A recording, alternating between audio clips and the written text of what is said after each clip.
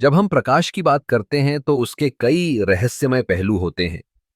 आज हम बात करेंगे प्रकाश के विसरण यानी डिस्पर्शन ऑफ लाइट के बारे में। क्या आपने कभी देखा है कि जब सूरज की रोशनी एक प्रिज्म से गुजरती है तो वह एक सुंदर इंद्रधनुष में बदल जाती है। यह एक अद्भुत प्रक्रिया है जो हमें बताती है कि प्रकाश केवल एक रंग नहीं बल्कि कई रंगों का मिश्रण है। प्रकाश एक विद्युत चुंबकीय तरंग है और जब यह विभिन्न माध्यमों से गुजरता है तो उसकी गति बदलती है। यह गति का परिवर्तन ही प्रकाश के विभिन्न रंगों को अलग करता है। जब प्रकाश प्रिज्म के माध्यम से गुजरता है तो नीला रंग सबसे अधिक मोड़ता है, जबकि लाल रंग सबसे कम।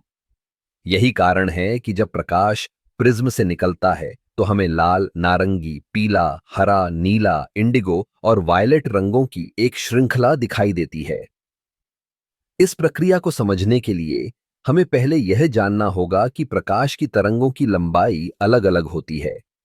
नीला रंग छोटी तरंग लंबाई वाला होता है, जबकि लाल रंग की तरंग लंबाई बड़ी होती है।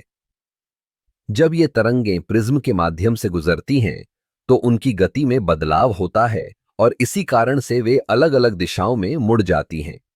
आपने कभी देखा है कि बारिश के बाद आसमान में इंद्रधनुष कैसे बनता है? यह भी प्रकाश के विसरण का एक उदाहरण है।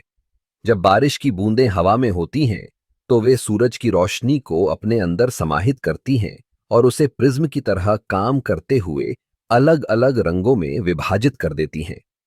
यही कारण है कि हमें इंद्रधनुष के रंग दिखाई देते हैं। प्रकाश का विसरण न केवल प्राकृतिक सौंदर्य का एक हिस्सा है, बल्कि यह विज्ञान में भी महत्वपूर्ण है।